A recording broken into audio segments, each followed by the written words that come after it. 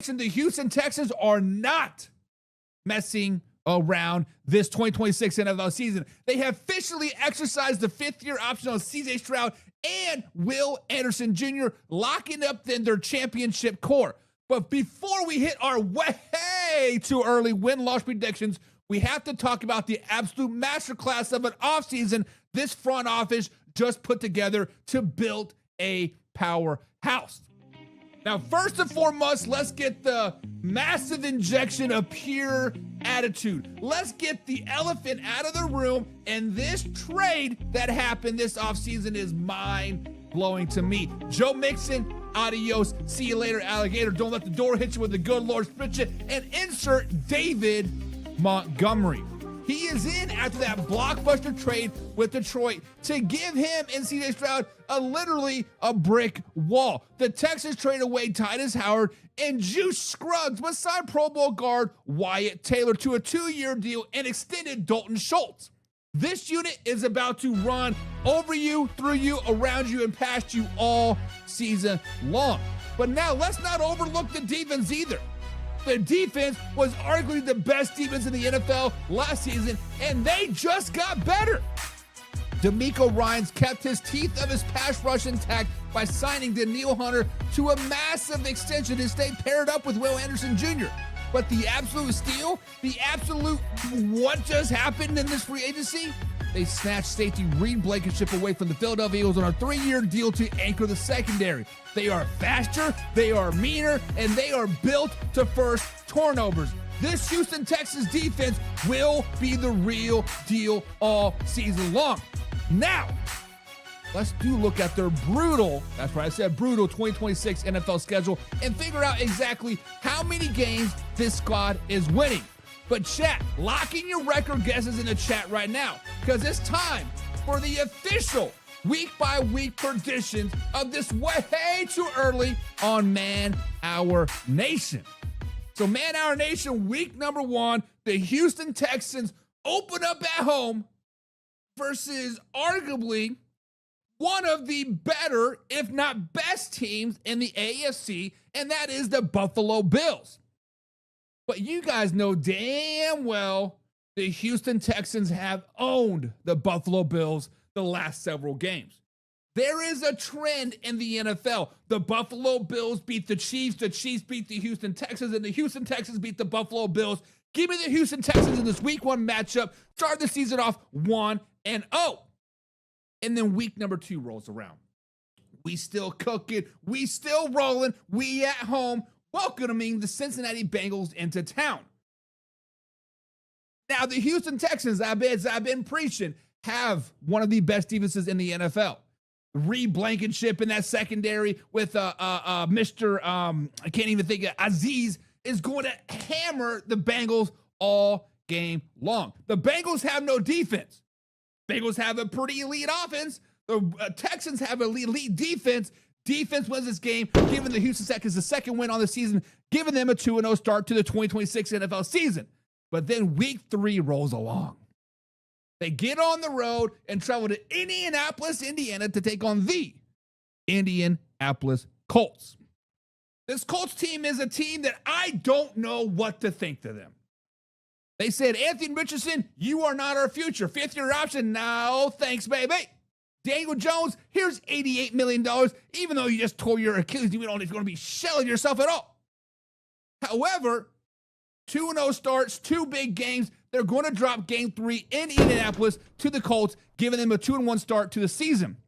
Then week 4, back at home. The Battle of Texas. The Dallas Cowboys come into Houston Texans for battle. Guys, the Dallas Cowboys are going to be a good team. The Houston Texans are going to be a good team. This might be the best game of week number 4. Matter of fact, this is going to be the best game of week 4. But the Dallas Cowboys get the best of the Houston Texans, giving the Texans a 2-game losing streak. Starting off with 2 wins, starting hot, pumping their chest. Okay, we here, baby. 2 losses in a row. Give us a week 5 matchup in Nashville versus the Tennessee Titans. This game's not even close. The Titans can say, we love Cardell Tate. We love Cam Ward. We love this guy. But you know what? They have no offensive line. And what is the strength of the Houston Texans? The defensive front seven. They are going to be murdering Cam Ward all game long. Give me an easy week 5 win, getting back above 500. But then week number 6, they travel across the pond to basically play a default home game for the Jacksonville Jaguars. The Jacksonville Jaguars, I believe, have played more games overseas than they have at their home stadium the last couple of years, it seems like. For whatever reason, the Jacksonville Jaguars always play 2 games overseas, and they always split those 2 games. Jacksonville Jaguars played the Eagles the week before this game, losing that game, giving the Texans this week 6 matchup versus the Jaguars in Great Britain, if I'm not mistaken. They lose this game to the Jacksonville Jaguars. It is an ugly game. 10-7, 6-9. Many touchdowns, many scores are not going to happen in this game. Give us a week 7 matchup. Now, as much as I hate international games, I hate even more divisional international games. And then I hate even more than that, coming home from an international game to play a game the very next week. Very unfair advantage for the Houston Texans going into week 7 to play the New York Football Giants. Bright side, they are at home. Bright side, the Giants are meh. Give me the Houston Texans going into week 8 for their bye week. Let's take a deep breath. Let's relax. The Houston Texans have been battling first 7 home games, a lot of road games. When you start off the season with 5 home games, just end the season with 5 road games. Give us a week 9 matchup versus the LA Chargers on the road.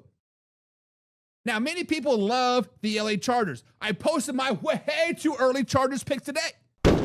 Chargers fans are not happy because the Houston so fucking fast, baby. It's a week 10 matchup. We get them in Cleveland. You go from the West Coast, you go to the East Coast, you go to overseas. They better be doing some Capital One miles at this point. But Cleveland Browns are a good team. Cleveland Browns are a team that many people are going to be overlooking.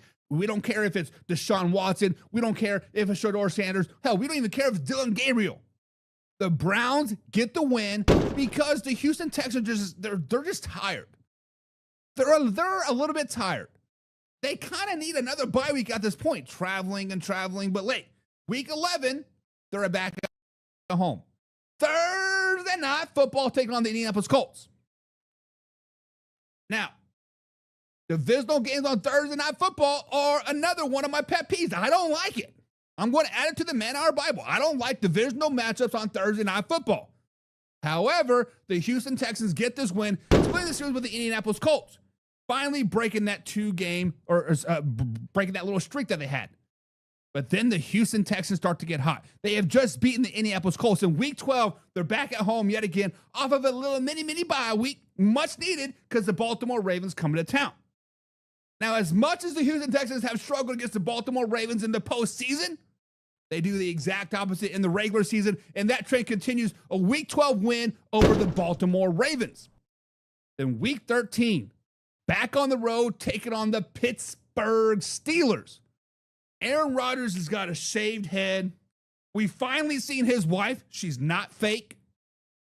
Steelers are potentially a good team. Potentially a top 10 defense. Potentially an offense that's got a hell of a lot more danger with Michael Pittman Jr., DK Metcalf, Aaron Rodgers, and the boys. However, they're a little long in the tooth. They've been there, they've done that, and the Houston Texans go into Heinz Field, Three-River Stadium, whatever you want to call it, and they whoop that ass, baby. Giving us 3 wins in a row to week 14, back on the road yet again. This time taking on the Washington Commanders. The Commanders were good 2 seasons ago. Last year, they were flat out hot dog water, and this year, they're going to be flat out hot dog water yet again. Week 14, give me the Houston Texans. 1, 2, 3, 4 wins in a row. Going into week 15, an AFC South battle, a potential championship game at this particular point. Back at home, taking on the Jacksonville Jaguars, baby. The Houston Texans were playing pretty damn good football the last 4, 5, 6 weeks. The Houston Texans have been steamrolling teams the last 4, 5, 6 weeks. They've been saying, bring that ass here, boy. But week 15 at home versus the Jacksonville Jaguars it is a totally different story. The Jaguars are a team that's battling for respect at this point. The Jacksonville Jaguars are saying, hey, did you forget that we made the playoffs last season? Did you forget that we have a second-year coach and a second-year GM and you know what? We have Travis Hunter? I think Travis Hunter finally shows that week 15. The Jacksonville Jaguars beat the Houston Texans, giving the Texans a loss on the season, breaking that 4-game winning streak. Week number 16, Thursday Night Football in Philadelphia, Pennsylvania to take on the Eagles. This one I've been going back and forth on. Because as much as I like the Houston Texans defense and what they did with David Montgomery and the rest of that crew, right? The Eagles may want to show Reed Blankenship, you know what? Maybe, just maybe, you miss home a little bit. Reed Blankenship's going to be like trying to ball out. And Lemon and Slim Reaper, as they call him, Devontae Smith, Shaquan Barkley and the boys, they're going to have their way with the Houston Texans defense. They get a 17-10 win on Thursday Night Football in Week 16. Give us a Week 17 matchup on Monday Night Football to take on the Green Bay Packers. Just a few weeks ago, we were talking about the Houston Texans being the best team in football. A few weeks ago, they had 4 or 5 wins in a row. A couple weeks ago, they've been playing great football the last 6-7 weeks in a row as well. But all of a sudden, they're on a 2-game losing streak, playing Monday Night Football versus the Green Bay Packers at Lambeau Field, and they get their 3rd loss in a row. All of a sudden, we're like, what just happened with our hands? The Houston Texans went from dominating teams to getting dominated, and all of a sudden, they are battling for that wild card spot. But slow it down, baby. They still have 9 wins on the season.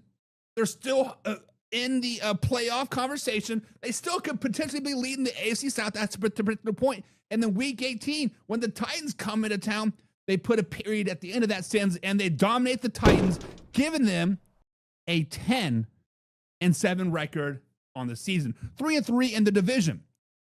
This is a team that has had very, very much highs in the regular season and some very, very much lows in the regular season. This is the team that's been going back and forth, back and forth, back and forth.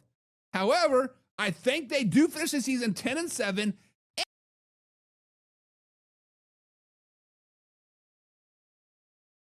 Talk about one of the teams that I think is going to kind of just be a lot. The Bengals did not do a whole lot this offseason. Joe Burrow is out there punching in sets, saying that he wants to break old Carson Palmer's record with 46 touchdowns this season. T. Higgins wants that 1,000-yard receiving season. The list goes on and on and on. But one thing we do not say is defense. Defense has not been really a focal point for the Bengals for a very, very long time. The Cincinnati Bengals enter the 2026 offseason with an aggressive, singular focus, completely re-engineering a defense that frustrated Joe Burrow and the front office during their tough 6-11 campaign last season. By sacrificing their top draft selection for an elite veteran presence and making major financial splash in free agency, Cincinnati put together what Joe Burrow recently called the most talented roster since he has arrived. Talk about the biggest splash this offseason, and that is the sexy Dexter Lawrence blockbuster trade. An absolute crown jewel for the Bengals offseason was the massive trade with the New York Football Giants. The Bengals packaged their number 10 overall draft pick to acquire superstar defensive tackle Dexter Lawrence II. Upon arrival, the front office immediately locked him down to a contract extension through the 2028 NFL season, giving the Bengals an absolutely game-disrupting force to anchor the middle of their defensive line. Beyond the Lawrence trade, Duke Tomlin and the front office poured massive financial resources into the defense trenches and maximized their pass rushing consistency. The Bengals handed former Seahawks edge rusher Boy Mafi a hefty 3-year, $60 million contract to immediately step in as a premier starting defensive end since Trey Hendrickson is no longer there. They also paired up Lawrence on the inside by signing a reliable veteran defensive tackle, Jonathan Allen, formerly of the Commanders and the Vikings, to a 2-year, $25 million deal. Now, after struggling on the back end of the secondary, the Bengals watched safety Geno Stone to the Bills and Anderson to the Broncos depart, replacing them with high-end, heavy-fitting leadership. Cincinnati won a competitive sweepstakes by sending former Chiefs safety Brian Cook to a lucrative 3-year contract worth over $40 million. They quickly doubled down on that position by adding former Patriots safety Kyle Duggar on a 1-year contract as well. The team also added unrestricted free agent Jahir Taylor on a 1-year deal and extended veteran death piece Jalen Davis. The team locked down franchise offensive tackle Orlando Brown Jr. to a 2-year contract extension, keeping him anchored through the 2028 NFL season. They also re-signed guard Dylan Reisher to a 1-year deal to preserve that chemistry. To completely emulate any voluntary if Burrow faces injury, the Bengals signed 2 highly experienced veteran arms to 1-year deals as well, Joe Flacco and Josh Johnson. The Bengals played this offseason like a team knowing its championship window is wide open right now, flipping the 10th overall pick for a proven powerhouse like Dexter Lawrence while spending over $125 million in combined free agency cash on Mafi, Cook, Allen, and signals a shift back to violent, high-stakes defense identity. But guys, the Cincinnati Bengals have been struggling as of late. Health has been their real big issue, and the defense has been complete hot dog water. Following a 6-11 campaign last season, let's give you guys the way too early NFL win-loss records for the Cincinnati Bengals. Now, the Bengals start off week number 1 at home, taking on arguably the NFC South favorites in the Tampa Bay Buccaneers. The Buccaneers have had their way with the AFC as of late, meaning all across the board between the Bengals, the Ravens, and the Chiefs and the Steelers. The Buccaneers play the AFC very, very well. And I think that continues week number 1 when the Buccaneers go into Cincinnati and they beat the Bengals 30-28, giving the Bengals an 0-1 start to the season. Week number 2 does not get any easier for the Cincinnati Bengals either, as they're back on the road, take on the Houston Texans. The Texans, with arguably one of the best defenses in the NFL, will hold the Bengals just to 12 points, and they will score 17 with the new high-flying offense that they have. CJ Stroud is finding his groove. Bengals dropped to 0-2 on the season, losing to the Houston Texans 17-12. And then week number 3, they're back on the road yet again, this time taking on the Pittsburgh Steelers. Steelers are a team that kind of like we don't know what to do with our hands. The Pittsburgh Steelers are a team that is going to be mediocre. There are going to be some games where they play great and some games they just play bad. I think week number 3, early in the season, is one of those games where they're playing good. They beat the Bengals 20-17, giving the Bengals a 0-3 start to the season. But week number 4 is where things start to click a little bit for the Cincinnati Bengals, as they're back at home taking on AFC South Jacksonville Jaguars. Jaguars are a much improved team. Trevor Lawrence is a decent quarterback. The Jaguars are a decent team. However, the Bengals offense is much too much for the Jacksonville Jaguars defense as they pull out their first win of the victory 33-30. And they carried that momentum into week number 5 when they travel to Florida to take on the Miami Dolphins. This game is over before it begins, 35-14 in the Bengals' favor, giving them the second win on the season. 2 wins in a row heading into the week 6 bye. Now, I don't know how you guys like bye weeks. I think 5, 6, 7, 8 bye weeks are complete disadvantage to any team out there. But the Bengals bye comes right at the wrong time. They're starting to get hot. They have wins over the Jaguars, wins over the Miami Dolphins. Offense is clicking. Defense is holding teams down. But week 7, they have an AFC North battle versus the Baltimore Ravens in Baltimore. Now, last season, we saw some great games between these two teams. And I think week 7 is much like last season. It's going to come down to who has the ball last. I think the Baltimore Ravens will have the ball last, and they beat the Bengals 42-35 on this week 7 matchup. Week number 8, the Bengals offense is still clicking. The Bengals offense is still finding the end zone early and often. The defense still not so great. They are back at home playing the Tennessee Titans, and they do get the victory 27-24 versus a bad Tennessee Titans team. And then week number 9, they fly overseas to Spain, I do believe, to take on the Atlanta Falcons. One thing that we have learned about the overseas games in the years past is offenses do not travel well. For whatever reason, we are not going to see a high-flying offenses. Defense travels, running game can travel, but guess what? The Bengals have neither of those. So they do play the Atlanta Falcons. They are the home team, the Falcons are, and I think the Falcons have a better running game and a better defense, and they outlast the Bengals 14-10, dropping the Bengals down to just, their 5th loss of the season. Now, week number 10. No bye week after the overseas game, which I think is a complete asinine thing, but at least they're back at home. They're back at home playing on the Pittsburgh Steelers, who are fresh off their bye week. Bengals are going to be coming in this game one or two ways. They're either going to blow out the Pittsburgh Steelers or they're going to get blown out by the Pittsburgh Steelers. There's no mediocre game. It's one extreme or the other. And I do think they blow out the Pittsburgh Steelers in week 10, 30-6, giving them yet another win on the season. Now, week 11, Monday Night Football. They travel to Washington, D.C., America's capital, to take on the Commanders. The Commanders are a team that's going to be hungry. They're coming off a mini bye week from playing Thursday Night Football the week before. I think the Commanders have just enough to outlast the Bengals 24-17, giving the Bengals yet another loss. And then week number 12, they back at home take on the New Orleans Saints. I think they beat the Saints pretty handily, 28-10, giving them a victory. Week 13, back on the road. There's one key thing about the Bengals.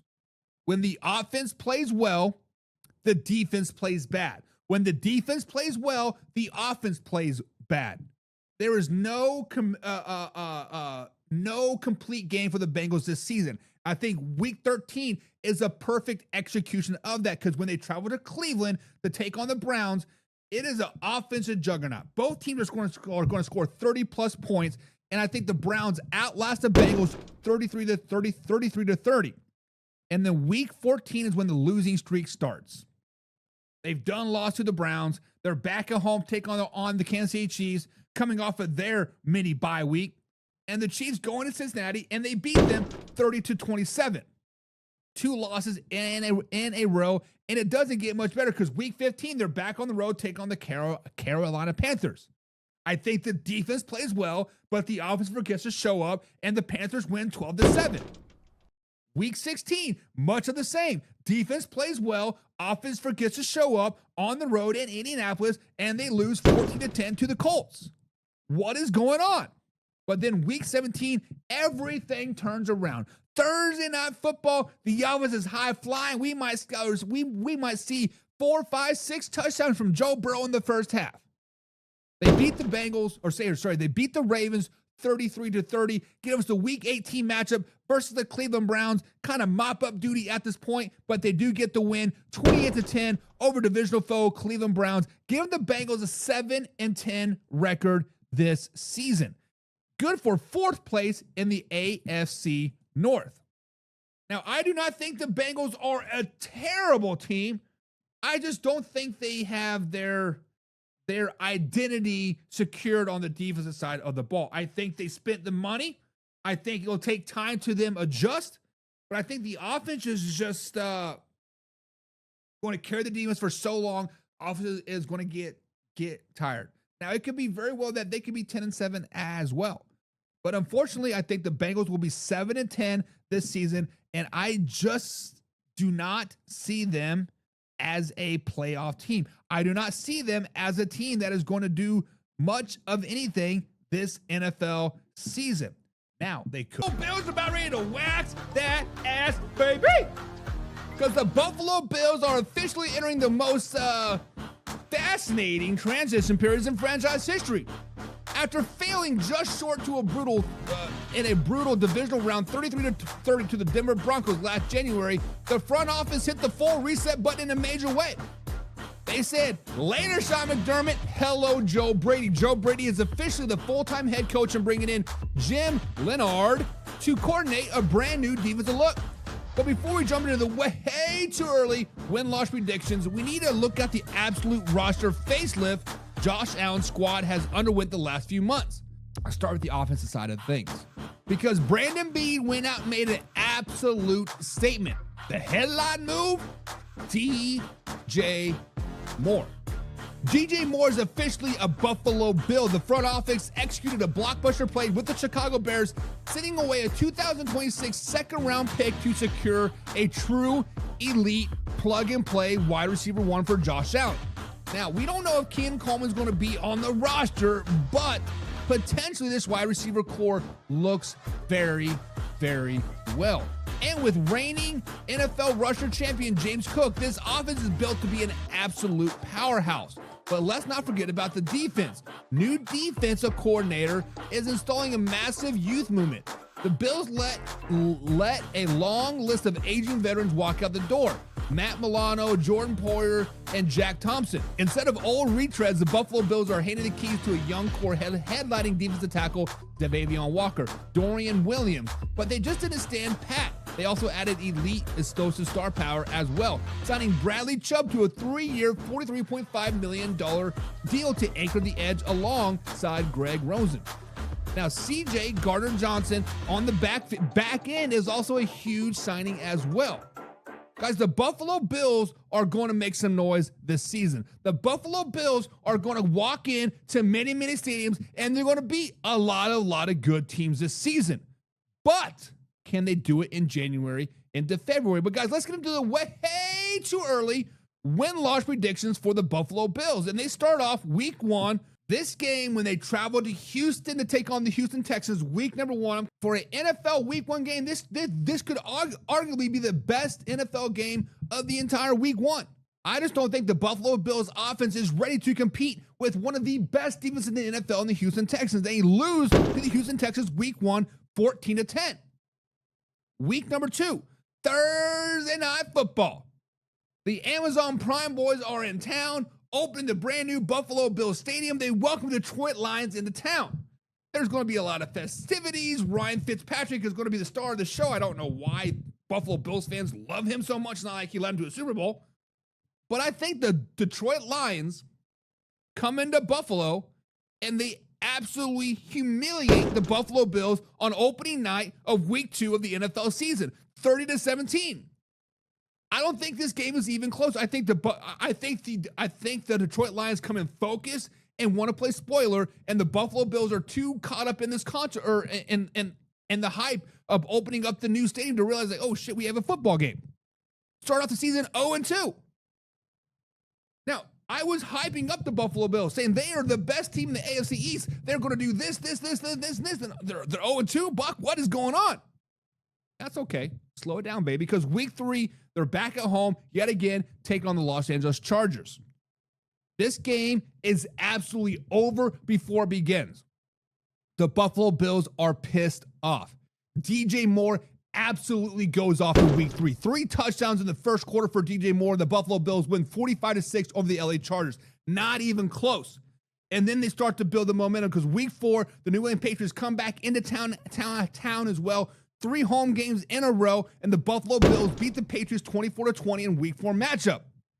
Now, week 5, they're back on the road. Monday Night Football. LA Rams versus the Buffalo Bills. This could very well be a Super Bowl preview. This could very well be one of the highest scoring games we have seen in a very, very long time. This could very well be also big of a letdown of a game as well. But either way it goes, I think the Buffalo Bills come up just a tad bit short to the LA Rams, losing 30-24 on Monday Night Football, snapping their 2-game winning streak. Now, week number 6, they stay out on the West Coast to take on the Vegas Raiders.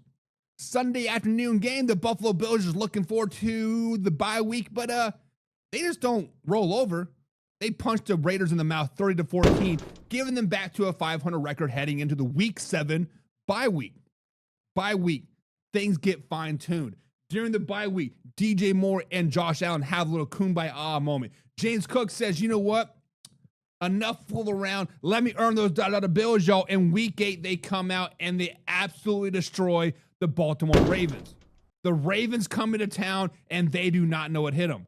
It's going to be a 24-12 score, but the Buffalo Bills are going to dominate on all 3 phases of this game, giving them momentum for the rest of the season going into week 9, Monday Night Football.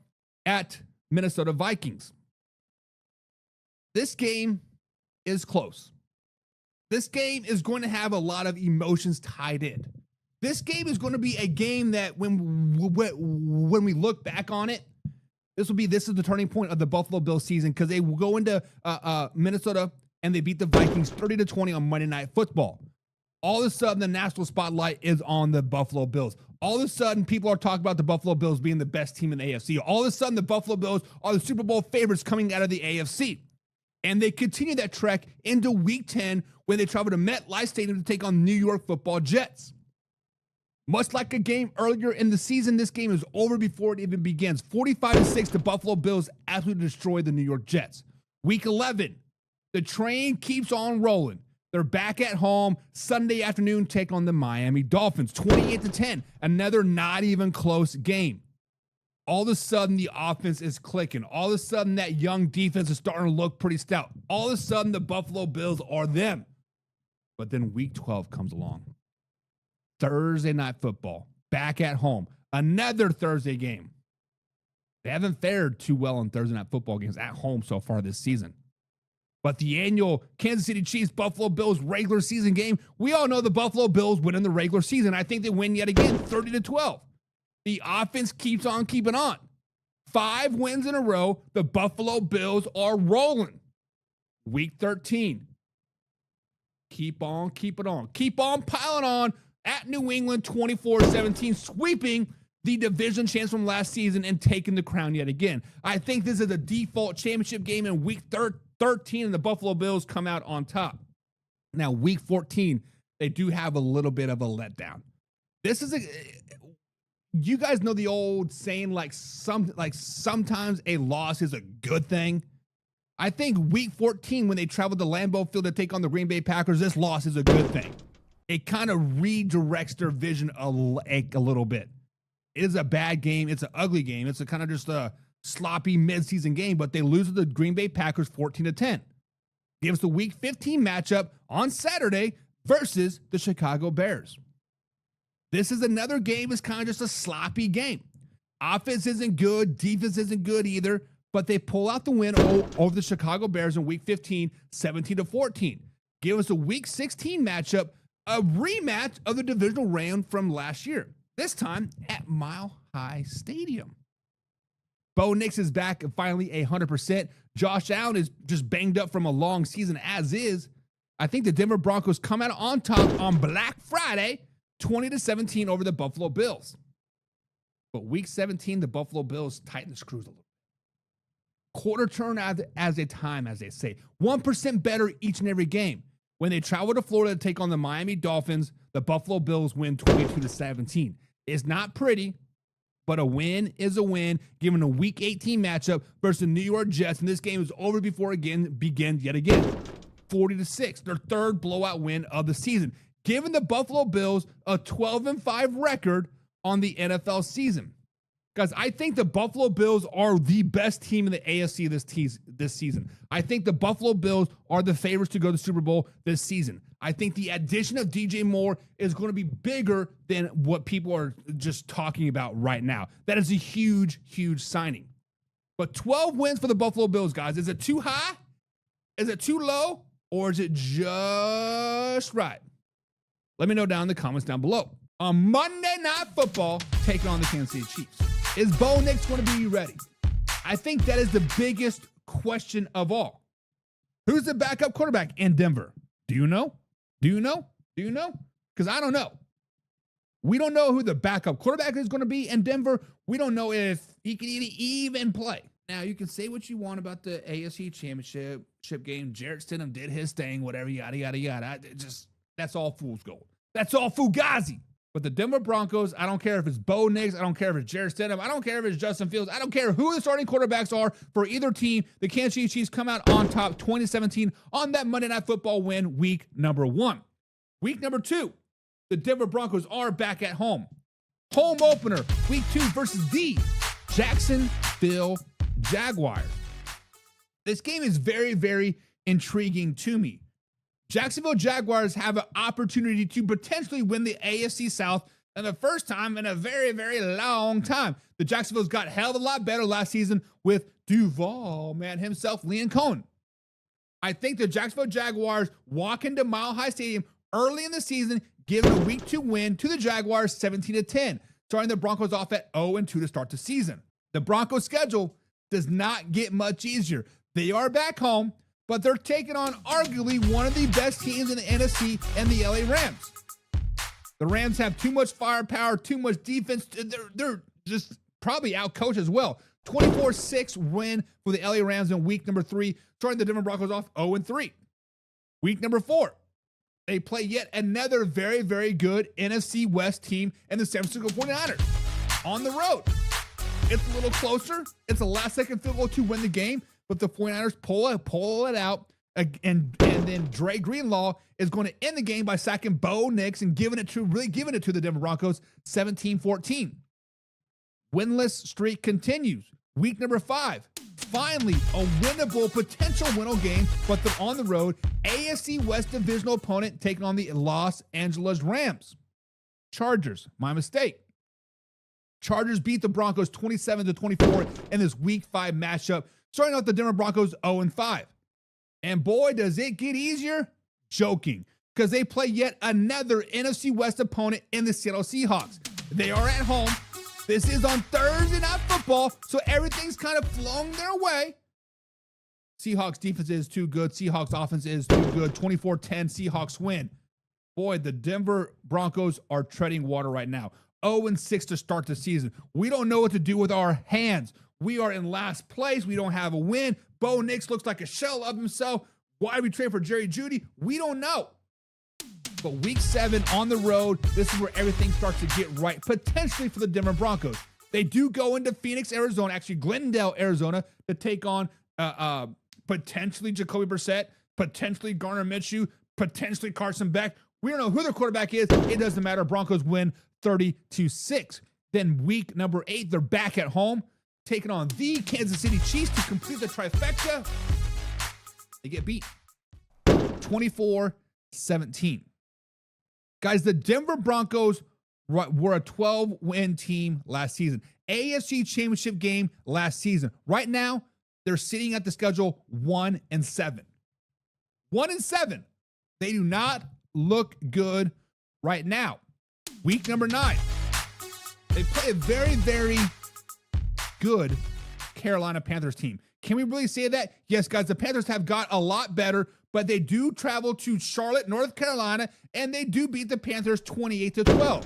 I think this is the time of the season when they start to potentially turn the corner, heading into the week 10 bye week. And do we really think they're going to turn the corner? I mean, they won 2 of their last 3. They've beaten the Cardinals. They've beaten the Panthers. They lost to the Kansas City Chiefs. But week 11, they play the Las Vegas Raiders at home, and they get beat 21-20. Denver Broncos fans, are you okay right now? Denver Broncos fans, are you wanting to jump off the Gorge Bridge? Denver Broncos fans, you want to talk about the Patriots being a fluke, the Seahawks being a fluke? You guys have been a fluke. You guys are Fugazi. And week number 12, it continues when you play the Pittsburgh Steelers and you get beat in Pittsburgh, Pennsylvania, 17-14. Now, the underlining bright spot of this whole season so far is they've only been blown out one time by the LA Rams back in week 3. They are keeping everything relatively close. 3 points here, 6 points there, whatever. There's still losses, but they're still close. They're still playing decent football. Week 13, all that decent football, all those close games finally click, and they blow out the Miami Dolphins at Mile High Stadium 35-6, giving them the second win of the season. And then week 14, that trend continues. They beat the New York Football Jets 30-10 at MetLife Stadium. But then week 15, everything comes crashing back down yet again. Take on divisional foe, Las Vegas Raiders, and they lose 21-10. 2 in a row, they were looking good. They're scoring points. But week 15, they lose to the Raiders. And then week 16, playing for nothing. Out of playoff conversation. They've been eliminated. They don't know what to do with their hands. Everybody's jumping off. The Buffalo Bills are coming to town. The stadium's going to be half full, but they pull it out. Somehow, some way, they beat the Buffalo Bills 20-17, something that the Kansas City Chiefs cannot do in the regular season. And then week 17, they play the New England Patriots, and they beat the Patriots as well, 24-12. Okay, so we won 4 of the last 5. We're cooking. We're doing some good things. Week 18, they come back home to take on the Chargers, and they beat the Chargers 17-6. But the season is not a good one. Yes, they won 5 of their last 6. Yes, they ended on a hot streak. Yes, they were clicking and doing good things, but they're 7-10 on the season. The Denver Broncos finished the season 7-10. Now, many people are gonna be like, "Oh, Buck, you're just a hater. We see this Chiefs stuff. We see this. You just don't like the Bo Nix. You don't like the Denver Broncos." No, the Denver Broncos have a tough schedule. We don't know if Bo Nix is gonna be ready by week 1. You start on the road versus the Kansas City Chiefs. And then you play the Jaguars, the Rams, the 49ers, the Chargers, the Seahawks. What? The first 6-7 weeks of the NFL season are brutal. Arguably the hardest of the entire NFL season. And then you play the Chargers again. You play a really good Raiders team. And then the Buffalo Bills and the Patriots. Now, I do think 7 wins is very, very plausible. It's going to happen. But if they could pull off one of those early season wins and not start off 0-6, 0-7, they could be an 8-9 win team again. They will not make the playoffs. But as of right now, I do have them 7-10. But what do you guys think? Is 7-10 for the Denver Broncos too high, too low, or just right, baby? Let me know down in the comments down below. Arguably the most slept on team in the entire NFL. Let's talk about a team that many people are counting out now because of their history. A team that I think is going to make the playoffs and going to upset a lot of people this season. And guys, we're talking the one and only Cleveland Browns. The Cleveland Browns took a highly calculated, aggressive approach to the 2026 NFL offseason. Rather than hunting for a flashy skill position stars, General Manager Andrew Berry and newly appointed coach Todd Monken directed almost all of their financial and trading resources to a complete ground-up rebuild on the offensive line and the hard-nosed identity shift that is we know about the Cleveland Browns. The core veteran moves and the narrative pillars of the Browns, the 2026 spring focus on the major transaction. Guys, following a coaching change this offseason, former offensive coordinator Todd Monken was promoted to head coach. His influence on the roster was immediate. Felt like as if the front office prioritized violence, physical blocking, and system-fit veterans pieces to shift that offense culture away from the previous regime.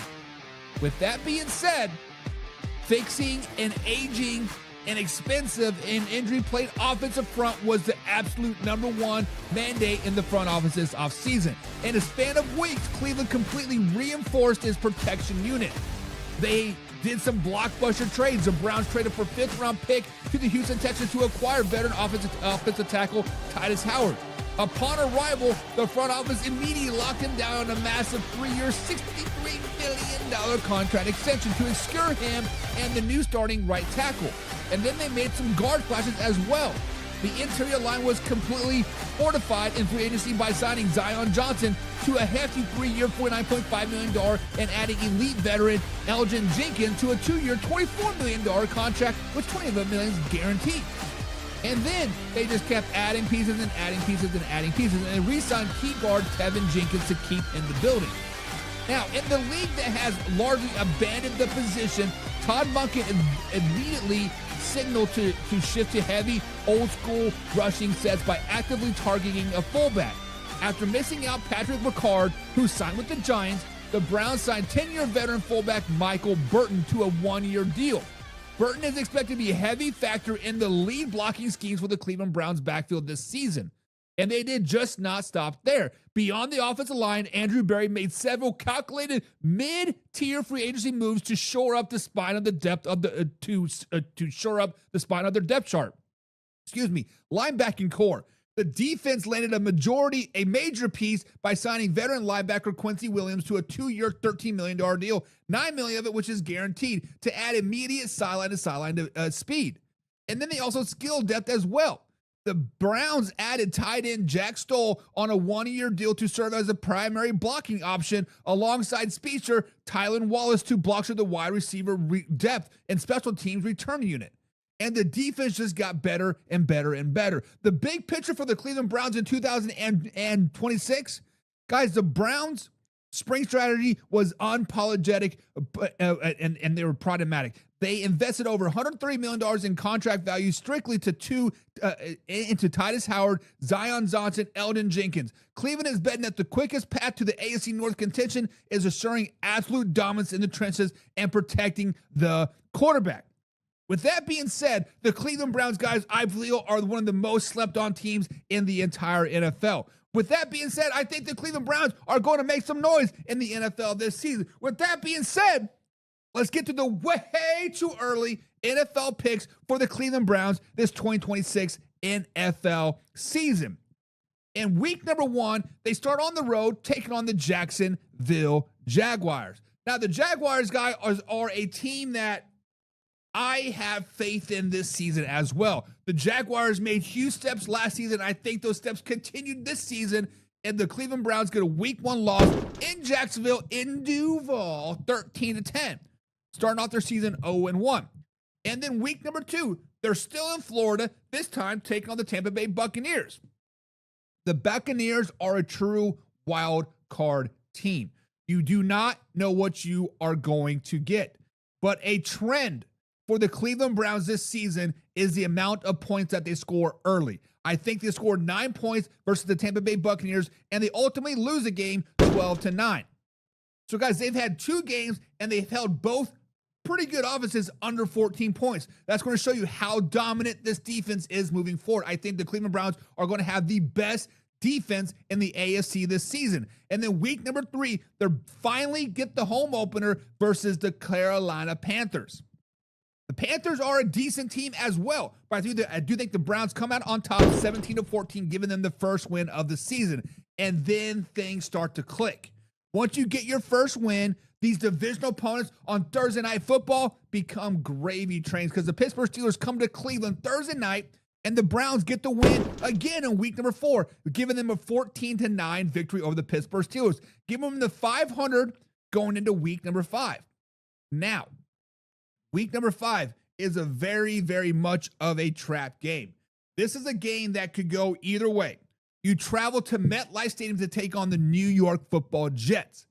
But coming off of a mini bye week, going into week 5, Deshaun Watson is finding his groove, and I think the Cleveland Browns go into MetLife Stadium and they beat the New York Jets by 10, 22-12 in this week 5 matchup. Now, week 6 is where things start to get a little shaky because you are at home. You are battling a divisional foe in the Baltimore Ravens. As you guys notice, a trend of my scores so far, under 14 points every game so far this season. Week 6 is a complete lapse of the Cleveland Browns.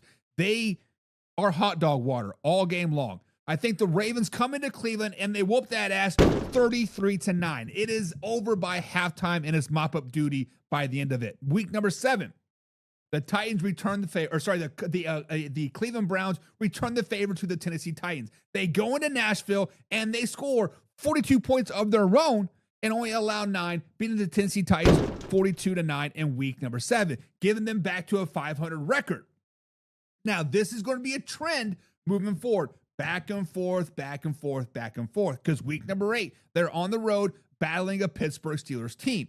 Guys, I want to be a caveat right here. I think the AFC North is going to be the best division in football from top to bottom. It would not shock me if all 4 teams do make the playoffs. I do think the Pittsburgh Steelers are hot in week 8, and they pulled out the victory 22-21 over the Cleveland Browns, dropping the Browns below 500 yet again.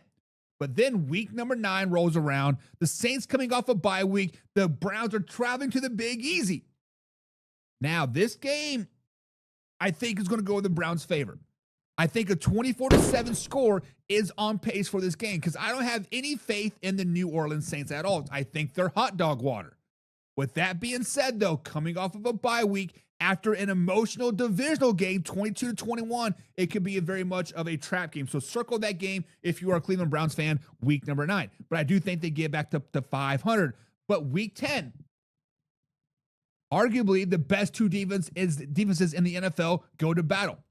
The Houston Texans take on the Cleveland Browns. In Cleveland, we are not going to see a touchdown in this game. We are going to see maybe 300 total offensive yards combined. It is going to be a defensive slugger-not game. I think the Houston Texans come out on top 6-3, dropping the Browns below 500 going into the bye week. A bye week is much relieved. They needed it. They've been battling back and forth. They are below 500. However, bye week is exactly what they needed. Deshaun Watson needed that rest. And Deshaun Watson gets a back massage, finds his mojo week 12 when the Las Vegas Raiders come into town and they get the dub 22-20 fresh off the bye week. And then week 13, it continues. Cincinnati Bengals come into town. 3 home games in a row. Matter of fact, they have 4 home games in a row with the bye week built in. Bengals come in. It is a shootout. 33-30, Browns on top. Week 14, much of the same. Another nice, composed, competitive game. The Browns beat the Atlanta Falcons 21-17. The Browns are now on a 3-game winning streak since the bye week. They are well above 500. They are in first place in the AFC North. They're looking at playoffs. They're looking their chops. And people in the AFC are like, oh shit, what just happened? And by the way, week 15, that trend continues when they travel to MetLife Stadium again, this time to take on the New York Football Giants, and they beat them 24-9. This is a battle of the most slept-on teams in the NFL, but I think the Browns are getting hot at the right time. 4 wins in a row over the Raiders, Bengals, Falcons, and the New York Football Giants. But then week 16 comes into play. The Baltimore Ravens, for whatever reasons, have the Browns number this season. They beat them 33-9 earlier in the season in Cleveland. This time in Baltimore, I think is much of the same. I think the Ravens come out on top 34-6, breaking the Browns' 4-game winning streak. But week 17, the Browns bounce back at home, taking on the Indianapolis Colts. They win a slugfest of a game, 17-15 over the Indianapolis Colts. Give us a week 18 matchup for arguably the division title. You have the Cleveland Browns at Cincinnati taking on the Bengals. Now, the Bengals are historically a high-flying offense. Their defense is not so good. The Browns' defense have won them a lot of games this season, have kept them in a lot of games this season. However, I think week 18, their defense finally fails them, and the Bengals come out on top 28-10, giving the Browns a 10-7 record on the season.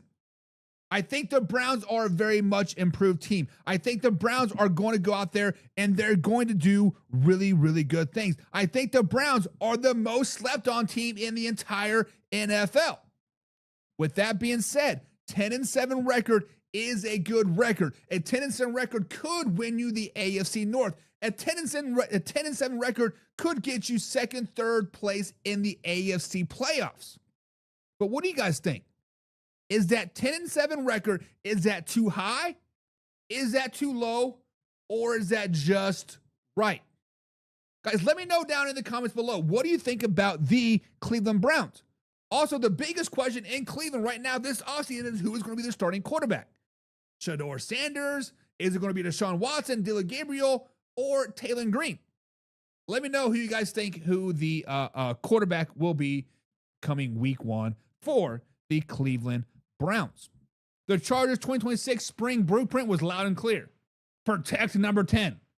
Bully teams to the ground and suffocate them up front.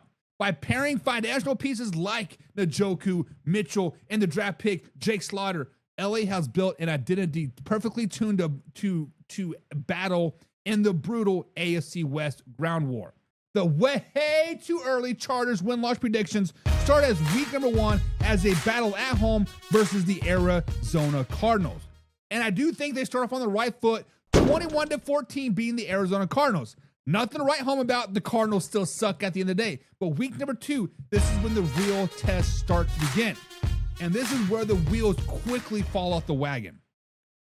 Nobody likes to lose to the Raiders, especially at home. And that is what the Chargers do in week number 2. They lose to the Raiders 22-10 week number 2, giving them a 1-1 start to the NFL season. And then week number 3, they travel to Buffalo, New York. The Buffalo Bills are not happy. They lost their home opener to the Detroit Lions. They're sitting at 0-2. They're looking for that revenge, and they're looking for the first win of their new stadium. And they put the belt to ass to the Chargers week number 3, 45-6. Ouch. 1-2 start to the season, and it doesn't get much easier. Week number 4, you play in the Super Bowl champions, Seahawks at Seattle, 30-10. Week number 5, they are finally back at home versus the Denver Broncos, a Denver Broncos team that I don't know. They are going to be good, but their record is going to say otherwise. They do battle them, beat the Denver Broncos 27-24, giving them their second win on the season. Now, week number 6. Can we say embarrassed? Can we say the Chargers got embarrassed week 6? Because that's exactly what's going to happen. Week number 6, they're going to go into Arrowhead Stadium. They'll be kind of pounding out their chest. Chiefs are coming off a bye week. They're sitting at 2-2 on the season so far. Chiefs put that belt to ass.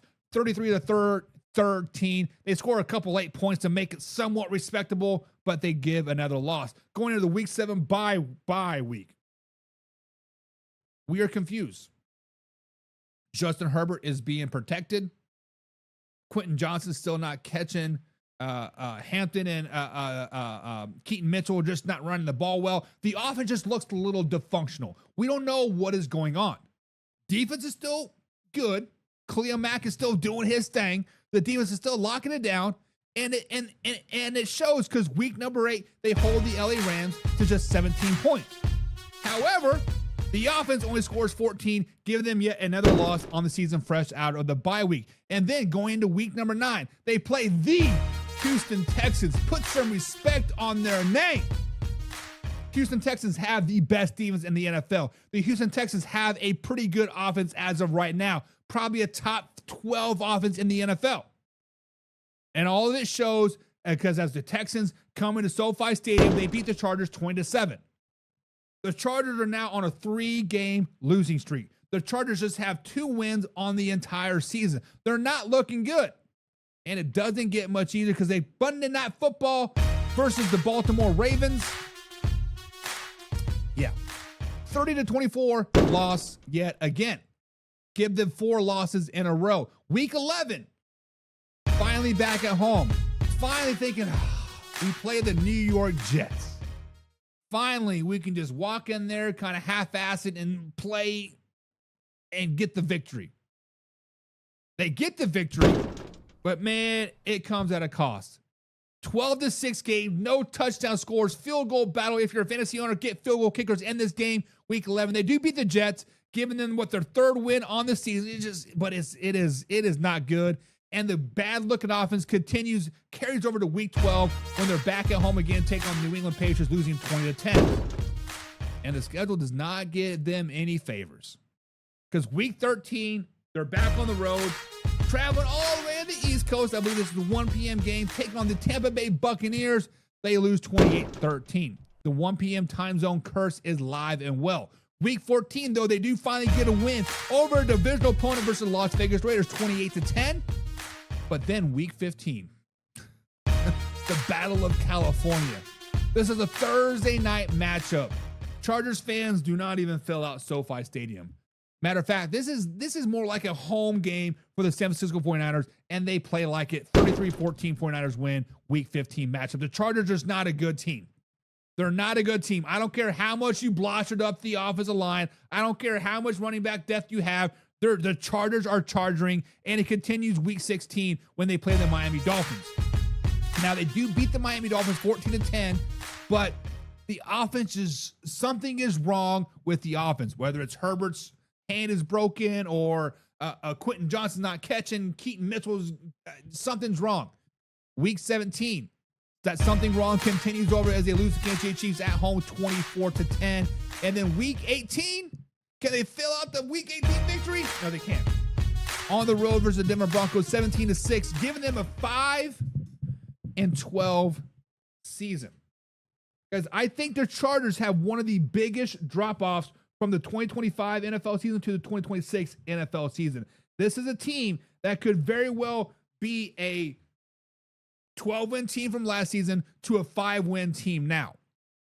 I just do not like the Chargers. I like what they did this offseason. I like their offensive line draft picks. Like, hey, let's draft 15 offensive linemen. One of them is bound to stay healthy. But for whatever reason, the Chargers always Charger. It is what it is. The Jets always Jet, the Raiders always Raider, and the Chargers always Charger. Correct me if I'm wrong. Correct me if I'm wrong. But what do you guys think? Chargers at 5-12 this season. Too high, too low, or just right? Let me know down in the comments. So guys, as you know, the Kansas City Chiefs did not make the playoffs last season. Patrick Mahomes went down with that torn ACL.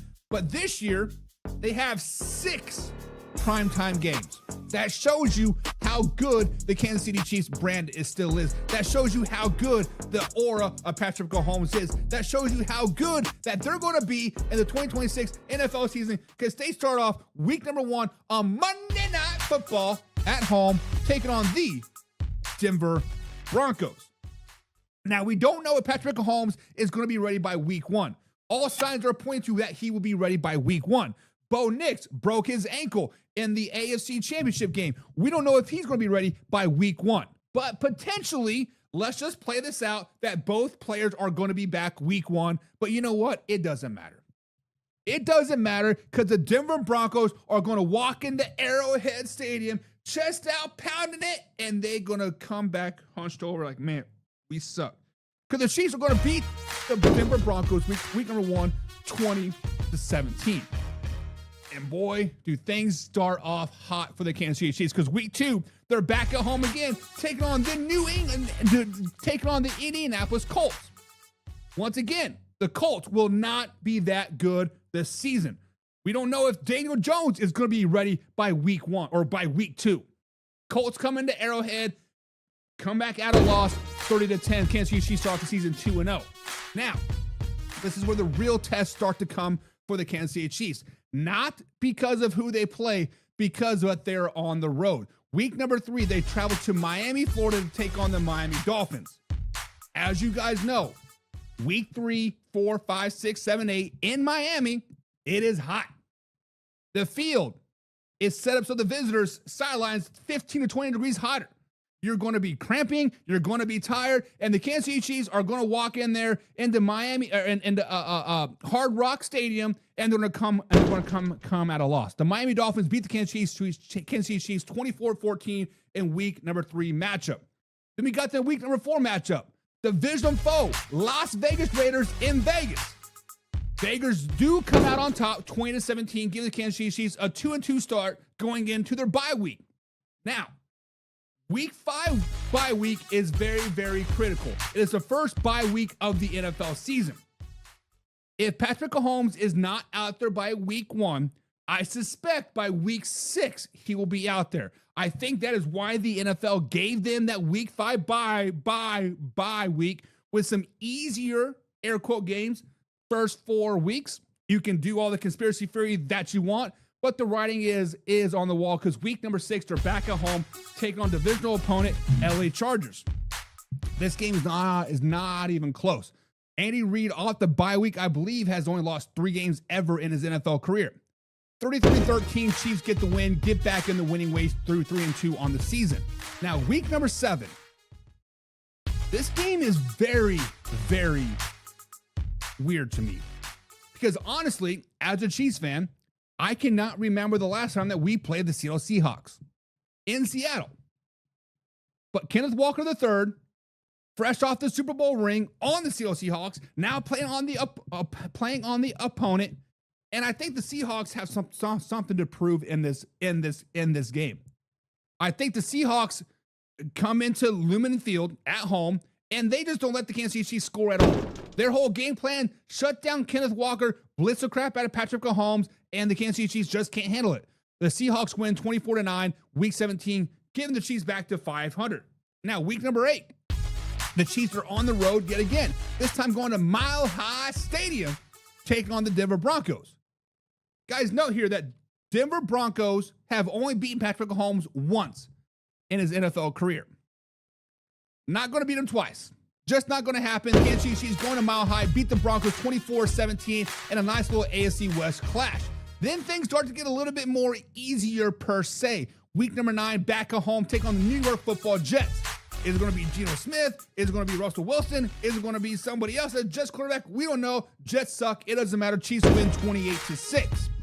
In week number 10, this game is very intriguing to me. The Atlanta Falcons are a team that is going to be a 500 team. Whether it is with Penix Jr., whether it's with Tua, whether it's with somebody we don't even know. But the simple fact of the matter is that the Falcons always play well at home against non-divisional opponents. And they beat the Kansas City Chiefs 17-14 in the Week 10 matchup. Week 11, Chiefs are back at home, taking on the Arizona Cardinals. Cardinals are still not good this season. They're just not. Chiefs win 20-10. Week 12, we get the annual Kansas City Chiefs Buffalo Bills game. Can we all kind of agree that we're tired of this game?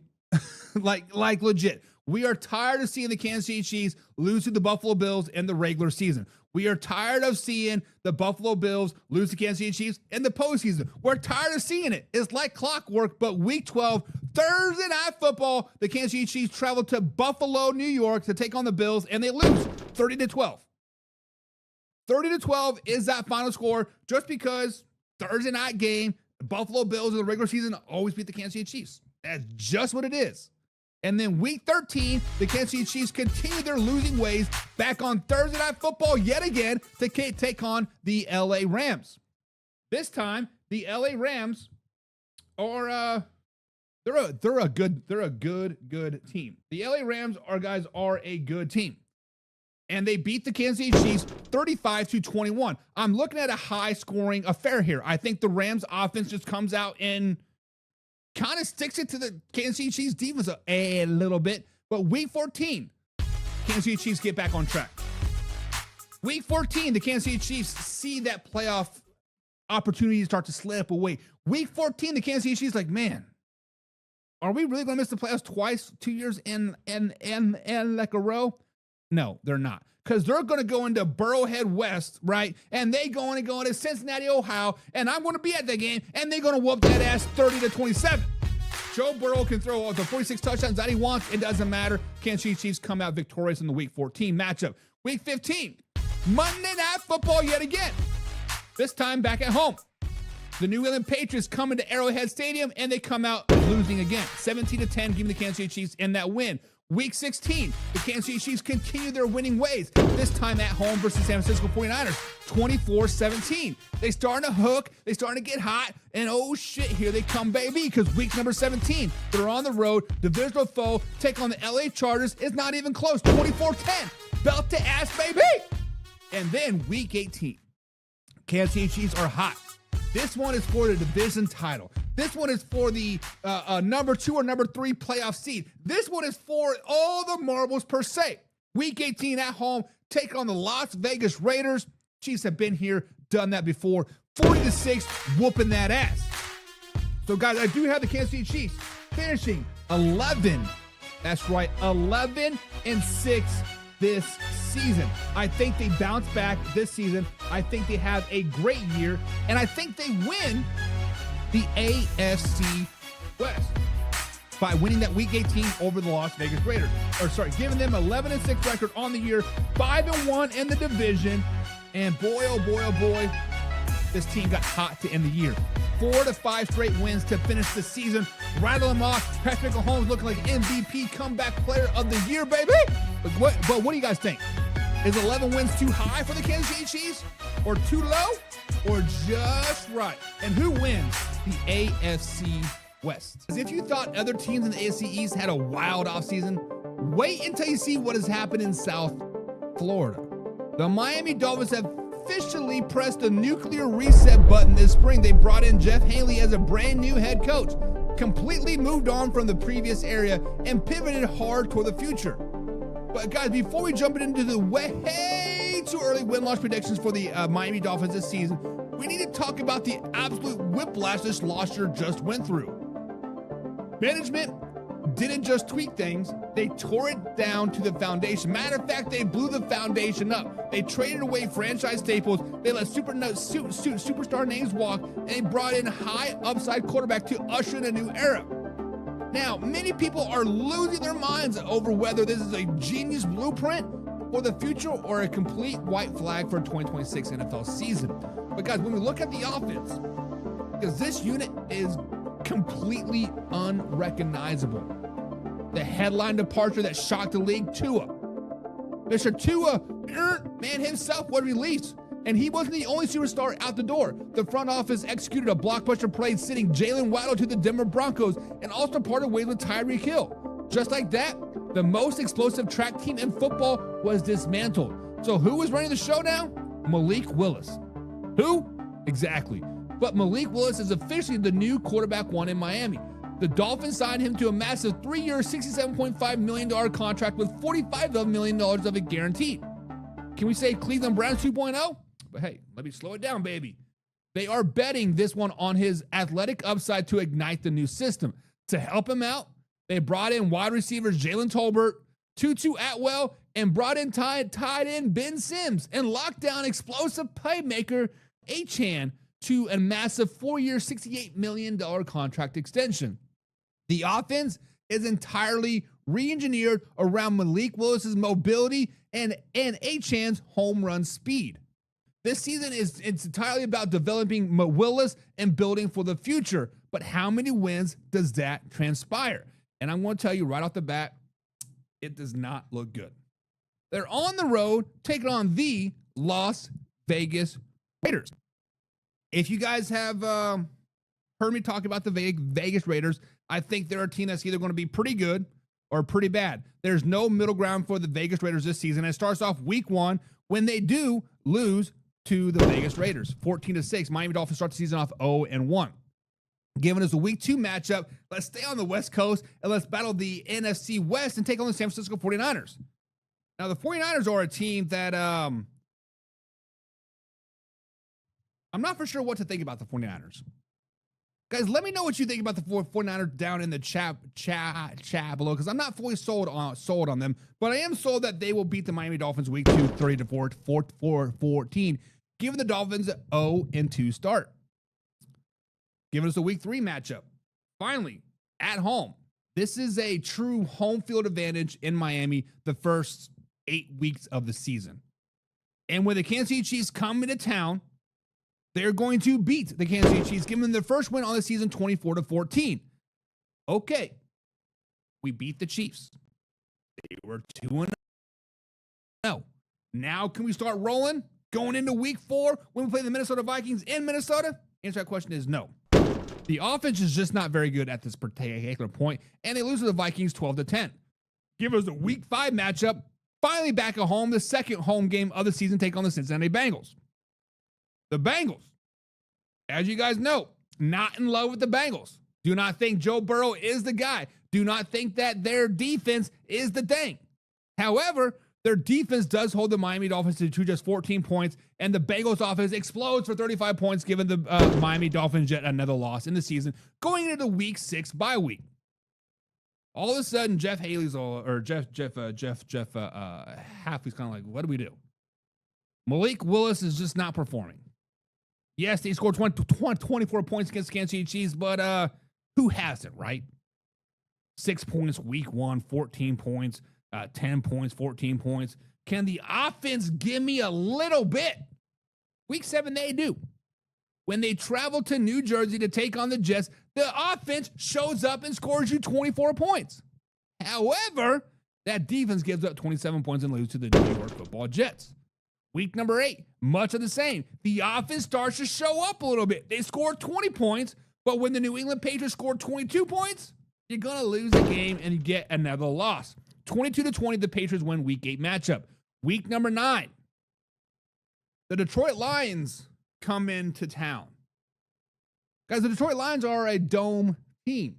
The Detroit Lions do not like the heat. It's still going to be hot. It's still going to be humid in Week 9 in Miami. And when that sun beats down you at 1 o'clock in the afternoon, it's going to make it 10 to 15 degrees hotter on the sideline. With that being said, the Miami Dolphins get their second win of the season by beating the Detroit Lions 20-17 in Miami. And then week number 10, they travel to Indianapolis, and the momentum dies yet again. The Miami Dolphins are a team with extreme highs and extreme lows. And when you play the Colts and you want to score 11 points, that is an extreme low. They lose to the Colts 21-11 in Week 10 matchup. Week 11, another AFC East opponent, another loss in Buffalo, this time 28-10. It is not looking good for the Miami Dolphins. They're trying to push the reset button yet again. But then Week 12, you have the battle of the worst teams, battle for that number 1 overall pick per se. New York Jets coming to town. The Miami Dolphins get their third win of the season, 14-10 over the New York Football Jets. Week 13, travel to Mile High Stadium. Do you guys remember a couple years ago when the Denver Broncos come into Miami and the Dolphins score like 70 points on them? The Broncos have not forgotten about that. The Broncos fan base has not forgotten about that. Now, much of the coaching regime is, all the coaching regime is different. A lot of the players are different, but it's still bulletin board material, and the Denver Broncos beat down the Miami Dolphins 35-6 in the Week 13 matchup. Week 14 comes along. Trap game. Chicago Bears, Miami Dolphins. 1 o'clock game, Week 14. The Bears, fresh off a huge... Matter of fact, the Bears might be winning 3 or 4 games in a row at this particular point. Dolphins, they haven't done shit. 3 wins on the season. Just got blown out 35-6. Well, guess what? The Miami Dolphins show up and they show out 20-17, beating the Chicago Bears in Week 14. But Week 15, all that momentum, winning 2 of their last 3, all that's gone, because when you go to Lambeau Field, they're going to lose 24-22. Malik Willis's welcome back to Lambeau is short-lived. Jeff Hatley's welcome back to Lambeau is short-lived. You get the L. Week number 16, back at home, take on the Los Angeles Chargers coming off of a mini bye week. Same second verse, same as the first, right? You lose again 14-10. Week 17, the Buffalo Bills coming to town. They lose yet again, 22-17. Week 18, travel to Foxborough, Massachusetts. We just want to get out with some type of diggity. They lost 14-12 to the New England Patriots, giving the Dolphins a 4-13 season. The Dolphins are just not very good. Malik Willis is not the answer. Jalen Tolbert's not the answer. Tutu Atwell's not the answer. Ben Sims is not the answer. The only bright spot is Achane, and he's probably asking for a trade to the Kansas City Chiefs at this particular point. 4 wins for the Miami Dolphins in 2026, guys. That is my prediction. Is it too high? Is it too low? Or just right? Let me know down in the comments down below.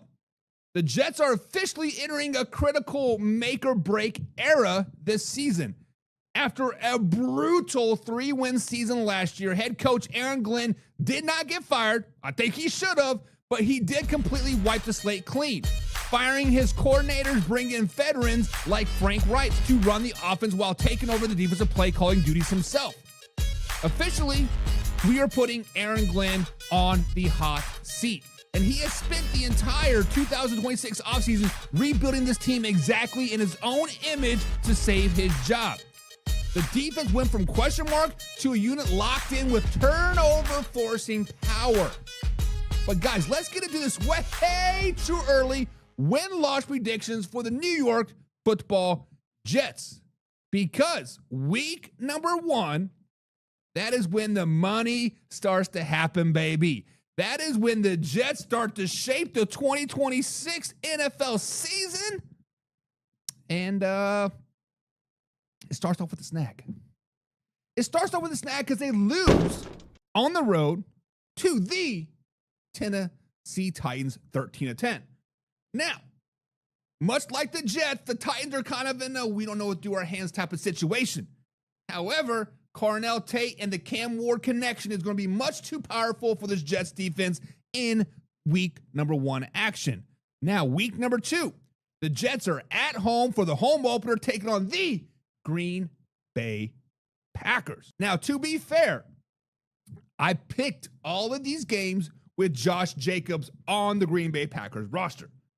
But as we know, as of today, Josh Jacobs decided to, quote, beat a bitch down, and he is probably going to be in jail for a very, very long time. But I do have the Packers beating the Jets week number 2, 14-10.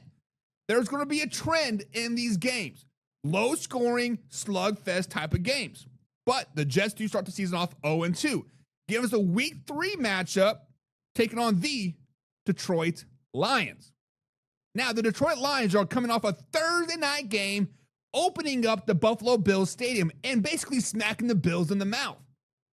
Now, there is such thing as a hangover in the NFL, especially after a long week with an emotional win.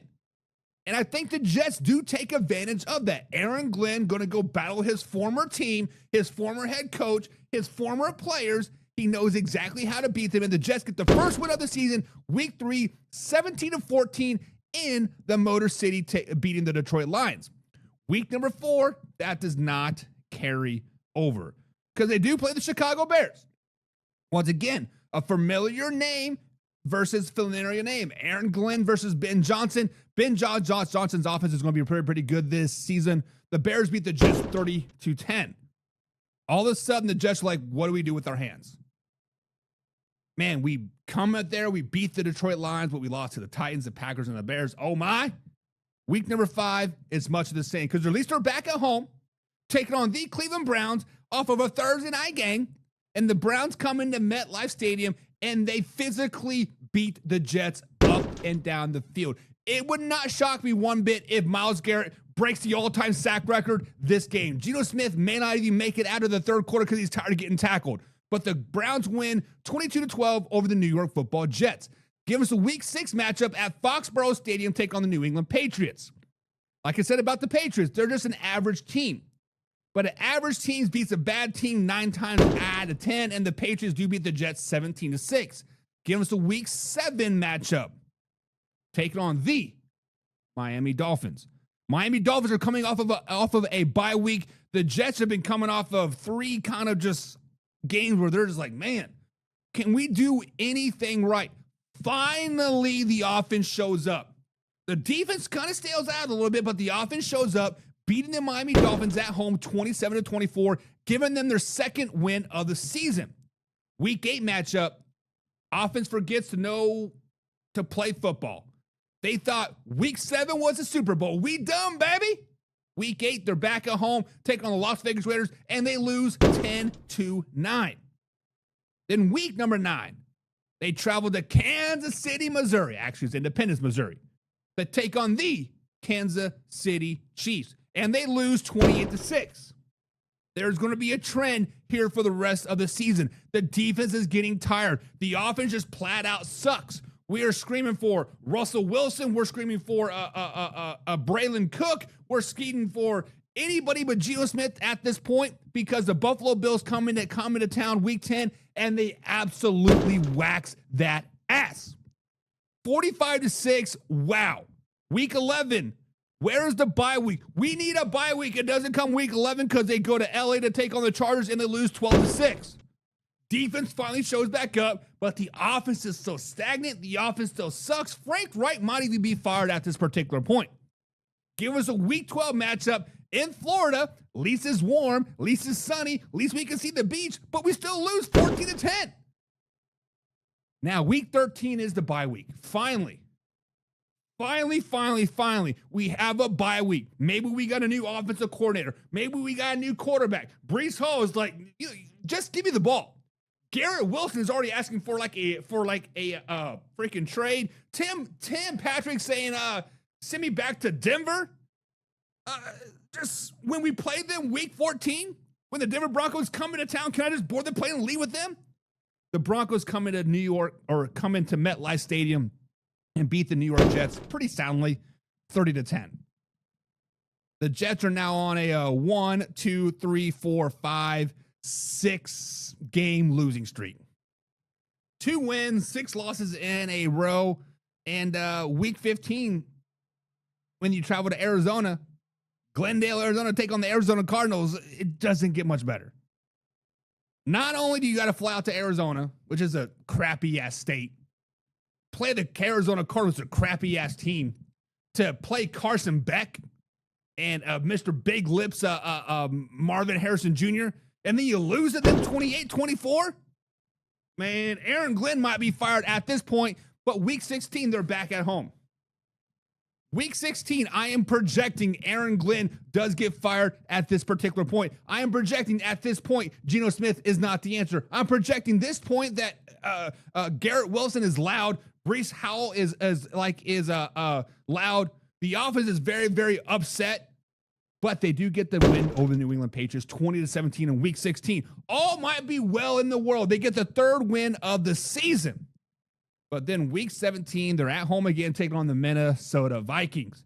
The Minnesota Vikings have not fared much well this season up to this point either, but they're better than the Jets, 24-12 on week 17. Give us a week 18 matchup, take on the Buffalo Bills in Buffalo, New York, and they're mentally, physically, they're checked out. 40-6, complete meltdown for the Jets and a complete ass whooping, giving them a 3-14 record on the season. Guys, this season for the Jets is much of the same. The Jets are just not very good. The Jets have terrible ownership. They have terrible general management. They have terrible coaching. They have terrible players. The Jets are just they're an organization that need completely blow it up. Completely blow it up. They need to bring in an old head like the Raiders did. They need to do something to figure out make the owner sell his team and go be back a prime minister or whatever the hell he was. The Jets are not good. 3 wins for the Jets this season. Guys, is that too high, too low, or just right for the New York Football Jets in 2026? The other matter is, the Patriots went from the easiest schedule in the NFL to arguably one of the toughest schedules in the NFL. Now, let's go ahead and talk about this way too early win-loss prediction for the New England Patriots. And we're going to talk about this Super Bowl rematch. The NFL season starts off on a Wednesday, guys. I'm not for sure if I like it. We will find out. But a Super Bowl rematch week 1, this is kind of eye-raising to me. The Patriots have been kind of feeding this offseason fuel. They want the revenge, and the Seahawks they're going to look totally different. Charbonnet will still be out. Kenneth Walker III and his 20 pounds of muscle is back in Kansas City. It's all on Sam Darnold's shoulders now, and I do think the Patriots get the week 1 win 17-6. Giving them a 1-0 start on the season. And then week number 2, on Sunday football, afternoon time, 1 p.m., they're at home for their opening game versus the Pittsburgh Steelers. The Patriots, guys, starts the season 2-0 with a 14-6 win over the Pittsburgh Steelers. And Mellow Mike says I look like Darth Vader. Hey, man, I like the darkness. But week number 3, they're back on the road, going down to sunny Florida, take on the Jacksonville Jaguars in Duval. Listen, the Jacksonville Jaguars guys are a totally different team. With Liam Cohen at the helm, Trevor Lawrence's haircut, and a healthy Travis Hunter, I think the Jaguars give the Patriots their first loss of the season, 24-22. Giving us a week 4 matchup, a AFC East divisional battle. The New England Patriots travel to new Buffalo Bills Stadium. Are they still calling it Highmark Stadium? I don't know if they're calling it. But they go into Buffalo and they get the ass waxed, 24-20. Now, the score is going to be competitive, but the truth of the matter is, guys, the Buffalo Bills are going to walk the New England Patriots up and down the field all game long, giving them a 2-2 record going into week number 5. Now, week number 5, things start to get a little easier because they welcome in the Las Vegas Raiders. Now, do not get it twisted.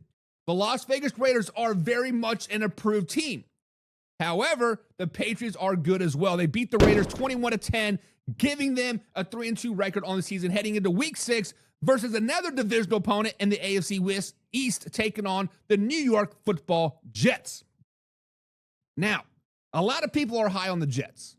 They love their offseason moves. The addition of Frank Wright, Geno Smith, potentially Russell Wilson, signing Breece Hall to that lucrative deal. However, the Jets will still jet, and they lose to the Patriots 17-6. Now, all of a sudden, the Patriots are like, okay, we are 4-2. We are 2 games in a row. We starting to cook. But on Thursday Night Football, they go into Soldier Field to take on the Chicago Bears. Now, everybody and their dog knows what the Man Hour Bible says about the Chicago Bears. Thou shalt not trust the Chicago Bears until December. However, I think the Chicago Bears get the win 17-14 on Thursday Night Football. Give us a Week 8 matchup versus the Miami Dolphins in Miami for Week 8. I think the Patriots go into Miami, and it is a complete slugfest battle. No teams could never really find the rhythm. No teams can really get the running game going or the passing game. It's going to be a defensive slugfest. However, it's going to be 22-20 Patriots out on top, giving them a little bit of cushion potentially in the AFC East. Now, week number 9. They welcome recently arrested Josh Jacobs and the Green Bay Packers into town. I think the Patriots get the better of the Green Bay Packers. Not because the Patriots are the better team, just because the Green Bay Packers are kind of in this midseason lull. They are kind of in a rough patch of their season, and I think they pull it out 19-17, meeting the New England Patriots in another ugly game. Starting to be a trend here. Ugly wins, ugly wins, ugly wins. However, week 10, they travel across the pond to Germany to take on the Detroit Lions. As you guys know, the international games are very not offensive friendly. It's usually a very ugly game, a very vanilla offensive game plan. Defense is going to win this game. I think the Patriots have the better defense of the Detroit Lions in this game, giving them a win 14-7 going into the week 11 bye week. Now, all of a sudden, the Patriots are like kind of getting that sigh of relief. They made it to week 11 above 500, and they can like really look at the meat and potatoes of their schedule, because this schedule does not get easy. Because coming off the bye week, week 12, they travel to California to take on the Los Angeles Chargers. They do get this win over the Chargers. I think Justin Herbert is not all that in a bag of chips. I think the Chargers are just kind of hot dog water, to be honest. But I think they get the win 20-10, give us a week 13 matchup of the AFC East Championship. I think the week 13 game determines the champion of the AFC East when the Buffalo Bills come into Foxborough, Massachusetts to take on the Patriots. At this time in the season, the Buffalo Bills are rolling. At this time, DJ Moore and Josh Allen has found their groove. And the defense for the New England Patriots is kind of like the depth that we just talked about is starting to show it a little bit. The Buffalo Bills going to Foxborough 24-17 to get that dub. Uh-oh. Because now we worried. We just got swept by the Buffalo Bills. We just got swept by an AFC East opponent. All of a sudden, we're thinking wild card, and that's about it.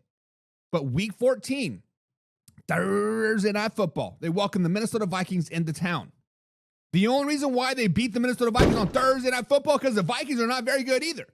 They pull out against the win against the Minnesota Vikings 20-17. Give us the week 15 matchup on Monday Night Football.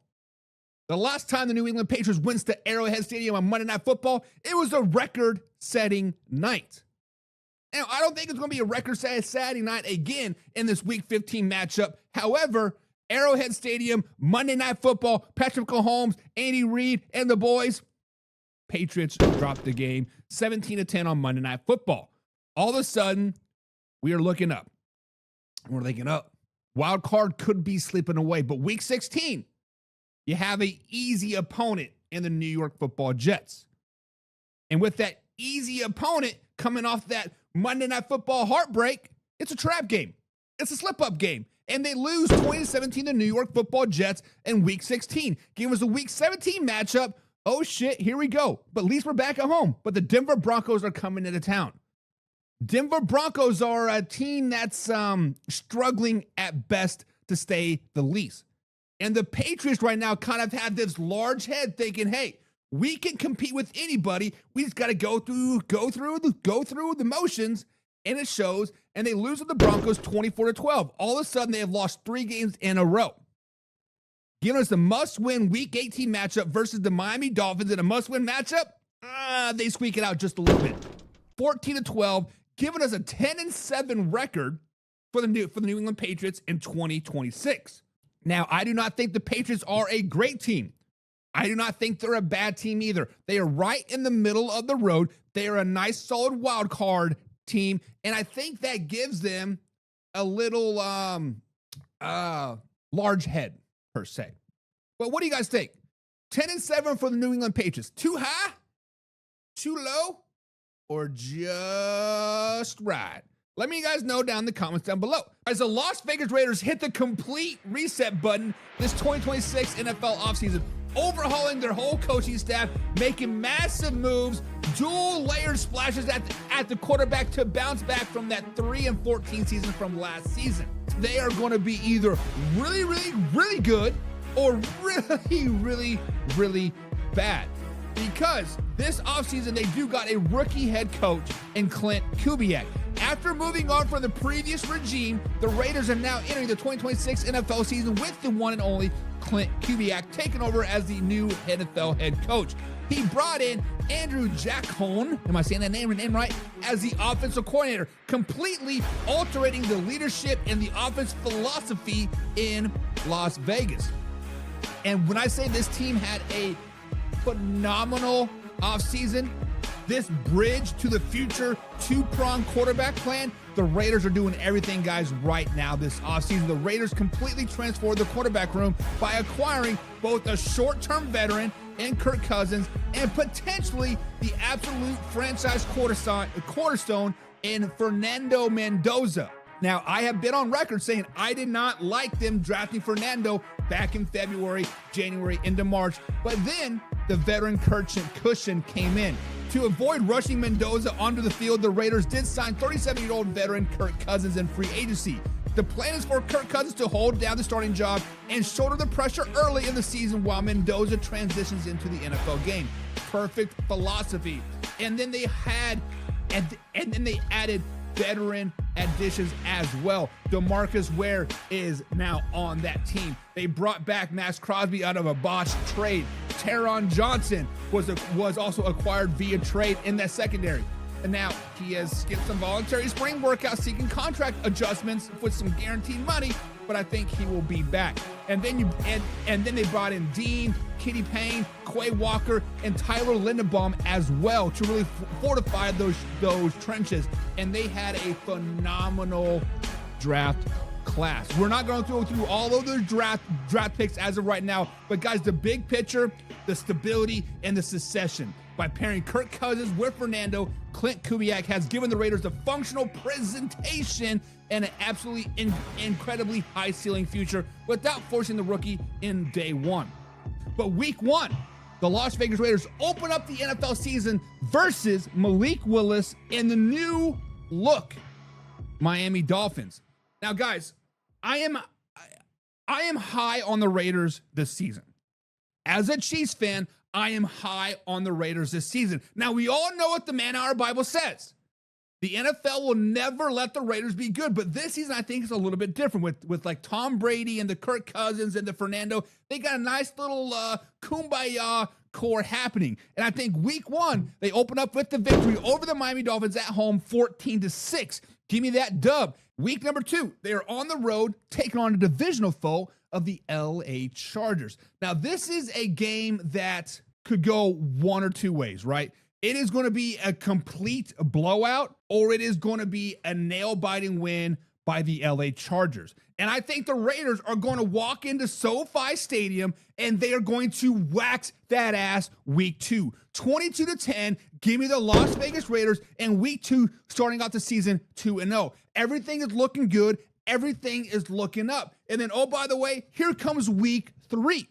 on the road again, going down to the Big Easy, taking on Tyler Schruck and the rest of the potentially Alvin Kamara and Chris Olave and those guys. But the Saints guys are a team that I just don't know what to do with my hands about. The Saints are a team that is going to be much like the Raiders, either really good or really, really bad. And I think the Saints are going to be really, really bad. I think the Raiders walk into Mercedes-Benz Dome and beat the Saints 28-14, giving the Raiders a 3-0 start the season. Somebody pinch John Peoples, Old Man River, Mr. Pigskin Pun, and get you some. Pigskin Pun, get you because some. He is on cloud 9 right now, because in week 4, the Raiders go back home to Allegiant Stadium to take on the Kansas City Chiefs. Starting off 3-0. Patrick Mahomes may be back. He may not be back. We don't know. But week 4, I know one thing, and I know one thing only. The Raiders will beat my Kansas City Chiefs week number 4, 20-17, giving them a 4-0 start. 4-0 start. Somebody wake me up. Somebody shake Las Vegas Raiders fan, because we're talking about Super Bowl. We're talking about playoff berths. We're talking about winning the West. We are talking like, oh my God, look at the Raiders 15-2 season, baby. However, week 5, things start to get a little bit more challenging. Week 5, you start taking on AFC East opponents. Week 5, you travel to Foxborough, Massachusetts to take on New England Patriots. The Patriots guys are a team, is a true wild card. They are much like the old Seattle Seahawks this season. Was last year just a fluke, or we actually see them turn the corner and be good things? However, none of that matters, because the Raiders are going to Raider week number 5, dropping to the New England Patriots, first loss of the season, 21-10. Give me the Patriots come week 5. Now, week 6, they are playing the AFC East yet again. This time back at home and taking on the Buffalo Bills. Now, the Buffalo Bills are a team that everybody is circling, saying, yeah, they're going to win the East. Yeah, they're going to win the AFC. Yeah, this is Josh Allen's season. Keenan Coleman's doing his thing. They brought in DJ Moore. The defense is getting more stout. And it's looking like in week 6, they're going to go into Las Vegas and they are going to put that belt to ass on the Raiders 30-14. So after a 4-0 start, the Las Vegas Raiders have now dropped 2 in a row to the AFC East. Now, does it get any easier? No, they do not, because they're back at home taking on the LA Rams. The LA Rams that could quite possibly be in the Super Bowl in 2027. I think this game is over by halftime. 33-10 LA Rams in week 7, giving the Raiders now a 3-game losing streak. Sitting at the season 4-3 going into week 8. They've had some tough tests. They have definitely cut their teeth. Many people are starting to say, hey, maybe it's time for Fernando. Maybe it's time to, turn the edge. 4-3 is nice, but it's not 5-2 or 6-1. We're hovering right around 500. But week 8, they travel to MetLife Stadium and they take on the New York Football Jets. This is going to be one of those ugly mid-season games. This is going to be a Sunday afternoon game, 1 p.m. Raiders going to be stuck at the 9 or 10 o'clock time zone, wherever time zone Vegas is in. And we might see 1 touchdown in this game. We might see potentially a game that's just like, but the Raiders do pull it out 10-9. I think they get back on their winning ways, moving to 5-3 on the season to beat the New York Football Jets 10-9. Now, week number 9, taking on some NFC West teams, and they're taking on one of the teams that have just always kind of just in there. A team that is just kind of like, where did they come from? And that's the one and only San Francisco 49ers. Now, I do not think that the Raiders will beat the San Francisco 49ers. I do not think it will be a good game either. I do not think that this is going to be a career high for any stretch of the imagination for anybody on the field. I think the 49ers pull it out 14-11, making the Raiders right around a fat hovering 500 team that they are. But now week 10, circle this one on the calendar. Clint Kubiak take on his former team. This is a game that everybody is going to Watch. This is a game that's going to be like, okay, are the Raiders for real or are the Seahawks for real? This is a game that the Raiders must win. And I think the Raiders do win this game, week 10, taking on the Seattle Seahawks. 17-12 is my final prediction of this game. I think the Raiders get back on track and they get a little mojo going toward midseason because week number 8, they're back in the AFC West, take on divisional opponent, the Denver Broncos. Denver Broncos coming off of a bye week, playing at home. It's going to be a nice, challenging game. But the Raiders pull it out. 21-20, week 11, putting the Broncos to shame all season long. Now, week number 12, they're back on the road. Another team fresh off the bye week, the Cleveland Browns. Now, guys, I have said the Cleveland Browns are quietly a most slept-on team in the AFC, if not the NFL. I do think the Cleveland Browns are going to do great things this season. And I do think the Cleveland Browns beat the Raiders in week 12, 22-20 at home, giving us a much-needed week 13 bye week. The bye week are never good for the Raiders. Whether somebody's going to jail, somebody's getting arrested, or they're killing somebody's dog, maybe, just maybe, this year's a little bit different. But week 14, they come out of the bye week, playing at home, playing the LA Chargers. Now, Chargers want revenge. The Chargers want that belt to ass. Then Chargers come out and they put that belt to that ass. 28-10, couple mop-up duty points late in the fourth quarter. The Chargers go into Allegiant Stadium and they get the dub. Week 14, another divisional opponent, this time at home yet again, taking on the Denver Broncos. I think the Raiders complete the sweep of the Broncos 21-10 in week 15. Now, week 16, get a little mojo going. Playoff berth, perhaps. They play the Tennessee Titans. 28-0, shutout win. Week 16, the Titans are still trash. Week 17, on the road, take on the Arizona Cardinals, a potential trap game, but not for the Las Vegas Raiders. They go into Cardinal Stadium, 28-24, give me that dub, giving us a Week 18 matchup versus the Kansas City Chiefs at Kansas City. Now, Raiders have already beaten the Chiefs. Raiders have beaten the Chargers once this season. They swept the Denver Broncos. Can they be 5-1 in the division? And I say, slow it down, baby. I say, slow it down, baby, because the Raiders are going to go into Arrowhead Stadium and they're going to wish that they never circled the field 5 years ago and still living down that Christmas Day win. The Chiefs put that belt to ass at home, 40-6, giving the Las Vegas Raiders a 10-7 season. I think the Raiders are a very, very good team this season. I think the Raiders are a potential playoff team this season. I think the Raiders could potentially win the AFC West. Now, the Ravens, guys, need to win now. And week number 1, the pressure is on.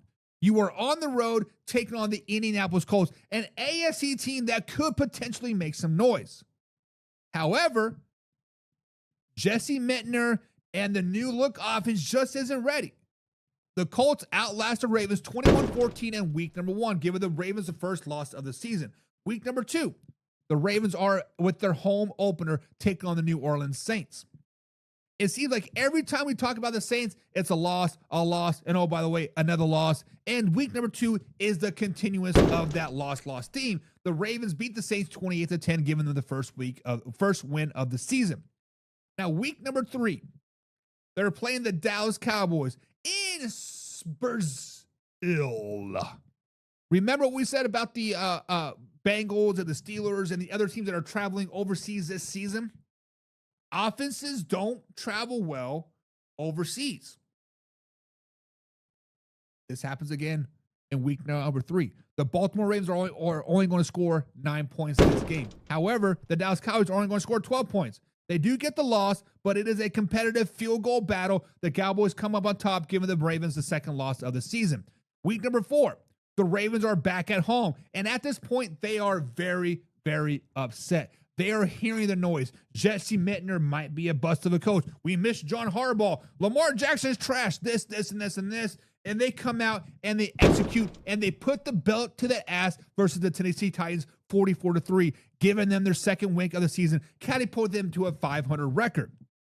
And this is where everything starts to click for the Baltimore Ravens, because week number 5, they go on the road to take on the Atlanta Falcons. It's not even close, 38-10. Week number 6, much of the same, on the road versus the Cleveland Browns, 33-9. 3 games in a row, 3 wins in a row of scoring 40 or 30 plus points.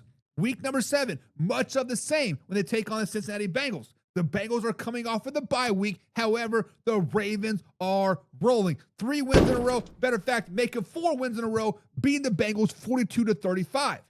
All of a sudden now, everything is starting to click. All of a sudden now, the Ravens are the AFC favorites. All of a sudden now, Jesse Mendner and Lamar Jackson are a perfect duo. But all the good also comes with the bad, because week number 8, when they travel to the Buffalo Bills, fresh off their bye week, their offense kind of stagnates. No touchdowns in this game. They lose to the Buffalo Bills 24-12. But not all is lost, because and you lose a game like they did to the Buffalo Bills, the breast medicine is a short work week, and they play Thursday Night Football at home versus the Jacksonville Jaguars, and they get right back on track, and they score 24 points, holding the Jaguars to 10, getting them next victory.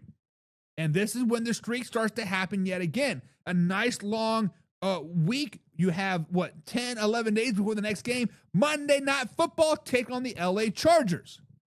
30-24, an easy dub for the Ravens. In week 11, much of the same. They travel to Carolina, a potential trap game, but they pull it out 17-13. Now, we are looking at the Ravens winning 7 of their last 8. We are looking like the Ravens are the best team in the AFC. It's looking like Lamar Jackson is going to win his 3rd MVP and earn those bills, yo. But week 12, they travel down to Houston to play the best defense in the NFL, to play arguably a top 10 offense in the NFL, fresh off their mini bye week. This game is a slugfest. We're going to see big hits, and we're going to see a lot of injuries, I do believe.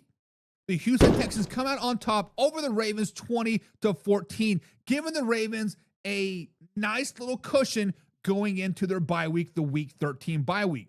The best bye week in the entire NFL is 12, 13, or 14. Now, week 14, fresh off the bye week at home, the Tampa Bay Buccaneers come to town.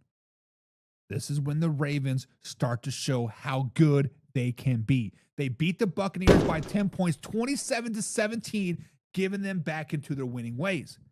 However, week 15, divisional matchup. Every time the Ravens play an elite defense this season, they kind of get exposed. The Pittsburgh Steelers are an elite defense. It is a divisional game on the road, and they lose the Pittsburgh Steelers 13-10. Week 16, they have beaten the Cleveland Browns before. Last time at Cleveland, they did put that belt to ass. But as of late, they've been battling elite defenses not so good. Browns have an elite defense, top 5 in the NFL, hands down. However, the Ravens have the Browns numbered this season, and they put that belt to ass 34-6, giving them back on their winning ways. But week 17, Thursday Night Football. Defense forgets to show up. Offense balls out, scores 30-plus points versus the Cincinnati Bengals, but the Bengals score just more, giving the Bengals to win 33-30 in this Week 17 matchup. Gives us the Week 18 matchup for the division title at home, taking on the Pittsburgh Steelers. And I do think they win the division title by beating the Pittsburgh Steelers 20-17 in Week 18, giving the Baltimore Ravens 11-6 record on the year and 4-2 in the division. That is good enough for 3rd in the AFC playoff race. But what do you guys think, Man Hour Nation? Is it too high, too low, or just right for the Baltimore Ravens? Let me know you guys.